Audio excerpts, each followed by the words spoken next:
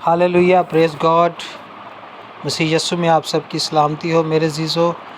آج ہم سیکھیں گے کہ خدا نے چھٹے دن خدا نے کن چیزوں کو بنایا، کن چیزوں کو پیدا کیا۔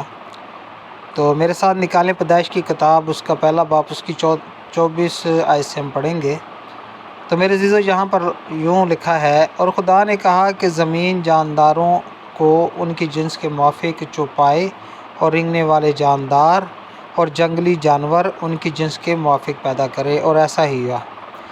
میرے عزیزو، خدا نے زمین کو حکم دیا کہ وہ جانداروں کو ان کی جنس کے موافق، یعنی کہ 4 ٹانگوں والے جو ہے جانور پیدا کرے، اور رینگنے والے جاندار پیدا کرے، اور جنگلی جانور ان کی جنس کے موافق پیدا کرے، اور ایسا ہی ہوا۔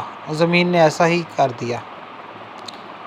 اور خدا نے جنگلی جانوروں اور چوپاؤں کو ان کی جنس کے موافق، اور زمین کے رینگنے والے جانداروں کو ان کی جنس کے موافق بنایا، اور خدا نے دیکھا کہ اچھا ہے۔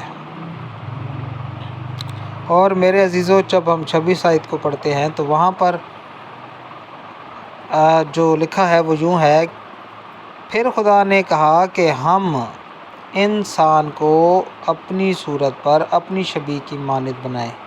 تو میرے عزیزو، یہاں پر خدا نے کہا کہ ہم سے مراد خدا کے اندر جو ہے 3 جو ہے اقانیم ہیں، یعنی کہ باپ، بیٹا اور روح القدس۔ تو خدا نے ہم جو لفظ استعمال کیا تھا اپنی تینوں شخصیات کے لیے استعمال کیا تھا، یعنی باپ کے لیے، بیٹے کے لیے اور روح القدس کے لیے، اور یہ تینوں اشخاص ایک خدا ہیں۔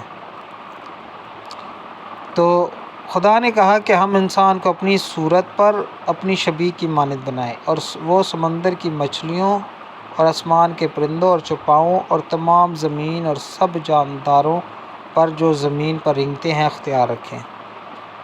تو میرے عزیزو، خدا نے انسان کو اپنی صورت پر بنایا تھا، اور وہ سمندر کی، اور خدا نے جو ہے نا انسان کو اختیار دیا کہ وہ سمندر کی مچھلیوں، آسمان کے پرندوں، چوپاؤں اور تمام زمین اور سب جانداروں پر کیا کریں؟ اختیار رکھیں۔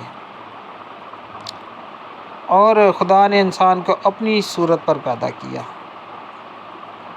خدا کی صورت پر اس کو پیدا کیا، نر و ناری ان کو پیدا کیا، یعنی خدا نے انسان کو نر و ناری پیدا کیا، اور خدا نے ان کو برکت دی اور کہا کہ پھلو، بڑھو اور زمین کو معمور و محکوم کرو۔ اور خدا نے انسان کو برکت دی، پھلو اور بڑھو اور زمین کو معمور اور محکوم کرو، اور سمندر کی مچھلیوں اور ہوا کے پرندوں اور کل جانوروں پر جو زمین پر چلتے ہیں اختیار رکھو۔ تو خدا نے انسان کو برکت بھی دی، بڑھنے، پھلنے پھولنے کی، اور زمین کو آباد کرنے کی، اور اس کے اوپر حکمرانی کرنے کی۔ اور خدا نے ان کو سمندر کی مچھلیوں، ہوا کے پرندوں، کل جانوروں پر بھی جو ہے اختیار دیا تھا کہ وہ ان کو پکڑیں، کھائیں، ان کو جو بھی کریں۔ یہ انسان کو یہ خدا کی طرف سے اختیار ملا۔ اور خدا نے کہا کہ دیکھو، میں تمام روئے زمین کی کل بیجدار سبزی اور ہر درخت جس میں اس کا بیجدار پھل ہو تم کو دیتا ہوں، یہ تمہارے کھانے کو ہوں۔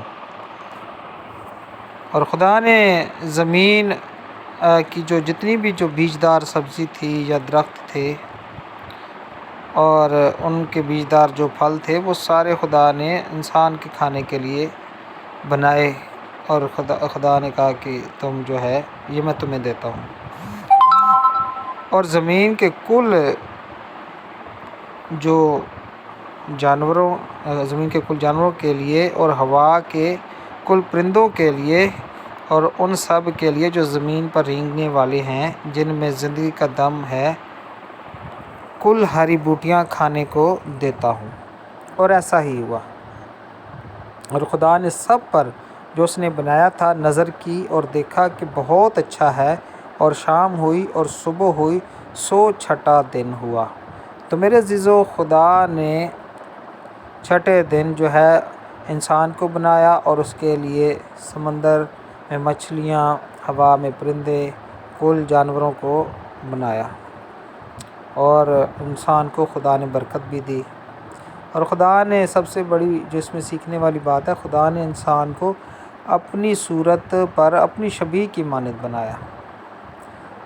تو میرے عزیزو، اس لیے خدا کو ہم سے اتنا پیار ہے اور اتنی محبت ہے ہم انسانوں سے، کیونکہ اس نے ہم کو اپنی شبیہ پر بنایا ہے، اور اس لیے تو اس نے جو ہے ہمارے لیے اپنے بیٹے کو اس روئے زمین پر بھیجا تھا